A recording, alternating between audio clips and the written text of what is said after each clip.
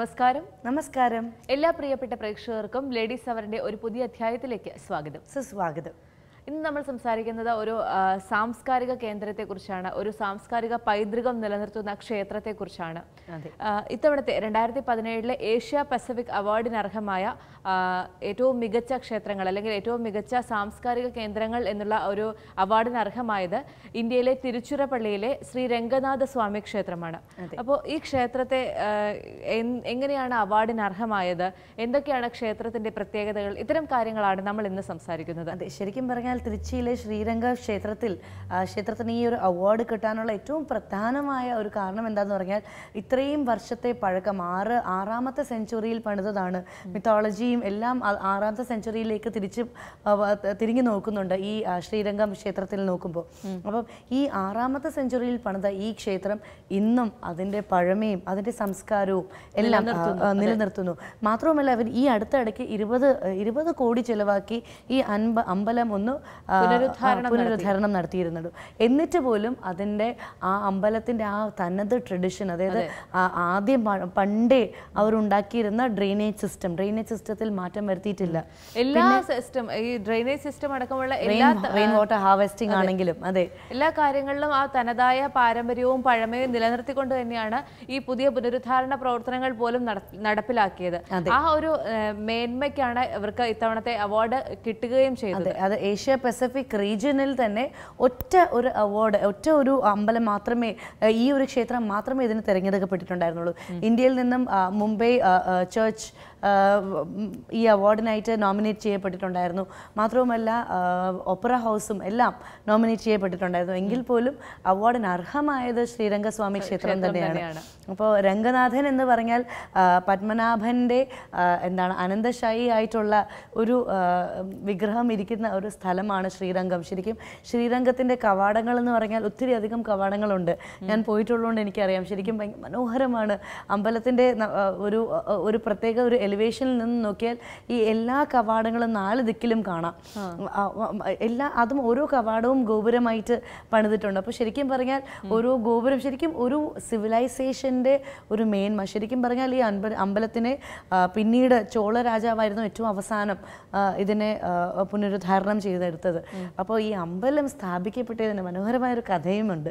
അപ്പോൾ നമുക്ക് ആ കഥയും അതിനെ തുടർന്നുള്ള വിശേഷങ്ങളും എല്ലാം അടുത്ത സെഗ്മെന്റിലേക്ക് പറയാം. ആദ്യ സെഗ്മെന്റിന് ശേഷം തിരികെ വരാം.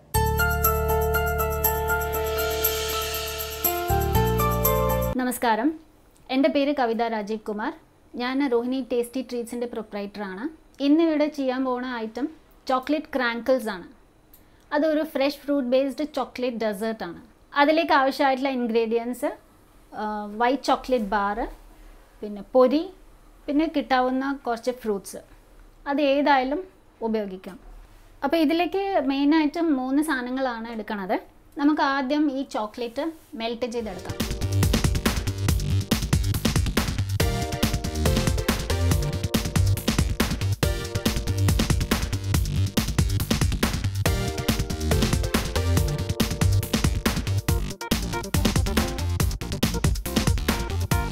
ഈ ചോക്ലേറ്റ് ഇടയ്ക്ക് ഒന്ന് ഇളക്കി കൊടുക്കേണ്ടതുണ്ട്.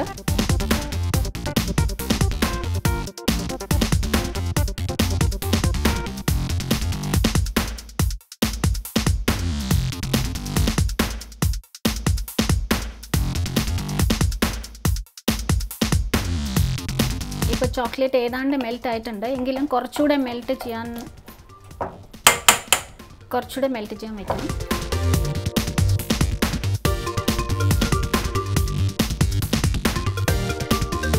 എപ്പോഴും ചോക്ലേറ്റ് മെൽറ്റ് ചെയ്യാനായിട്ട് വെക്കുമ്പോൾ ഇടയ്ക്ക് ഒരു 2 തവണയെങ്കിലും പോസ് ചെയ്ത് ഒന്ന് ഇളക്കി കൊടുത്തതിന് ശേഷം വേണം മെൽറ്റ് ചെയ്തെടുക്കാനായിട്ട്.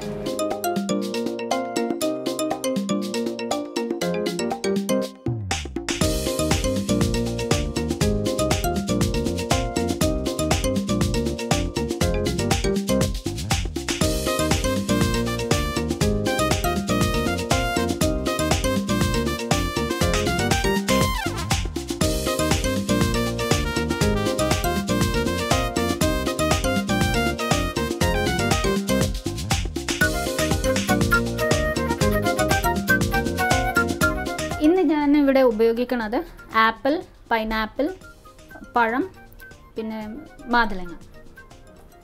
നമുക്ക് ഇന്ന ഫ്രൂട്ട്സ് ഉപയോഗിക്കാവൂ എന്നൊന്നുമില്ല, ഏത് ഫ്രൂട്ട്സ് വേണമെങ്കിലും ഉപയോഗിക്കാം.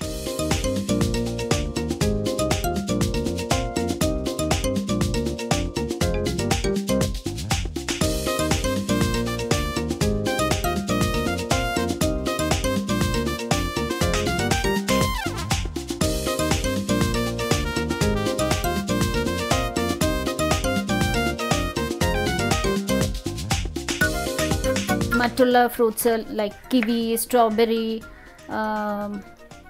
പേരക്ക, അങ്ങനെ ഏത് ഫ്രൂട്ട്സ് വേണമെങ്കിലും നമ്മുടെ പ്രിഫറൻസ് പ്രകാരം യൂസ് ചെയ്യാവുന്നതാണ്.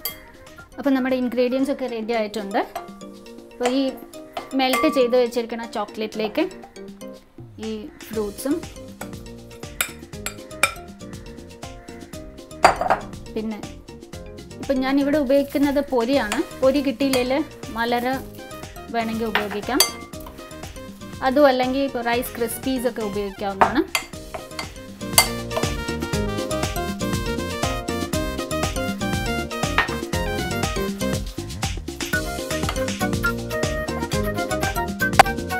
ഇതെല്ലാം കൂടി മിക്സ് ചെയ്തിട്ട് നമ്മൾ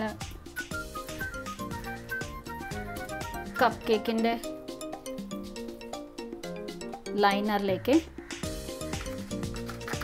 ഇട്ട് കൊടുക്കാം.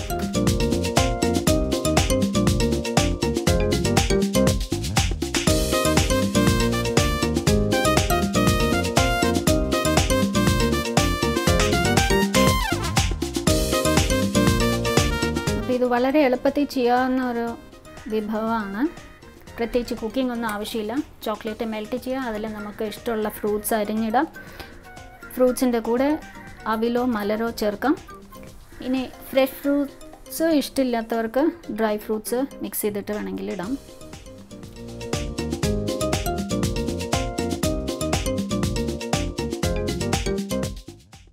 ഇപ്പം നമ്മളിത് കപ്പ് കേക്ക് ലൈനറിലേക്ക് ഒഴിച്ചു കഴിഞ്ഞു.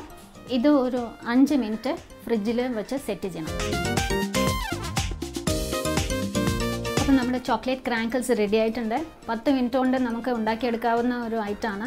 അപ്പോൾ ആരെങ്കിലും വീട്ടിലിപ്പം ക്രിസ്മസും ന്യൂ ഇയർ ഒക്കെ ആയിട്ട് ഗസ്റ്റൊക്കെ വരുന്നുണ്ടെങ്കിൽ പെട്ടെന്ന് ചെയ്തെടുക്കാവുന്നതാണ്. കുട്ടികളും വലിയ ആളുകളും ഒരുപോലെ ഇഷ്ടപ്പെടുന്ന ഒരു ഐറ്റമാണ് ഈ ചോക്ലേറ്റ് ക്രാങ്കിൾസ്. അപ്പോൾ എല്ലാവരും ചെയ്ത് നോക്കണം. ചെയ്ത് നോക്കി അഭിപ്രായം അറിയിക്കണം.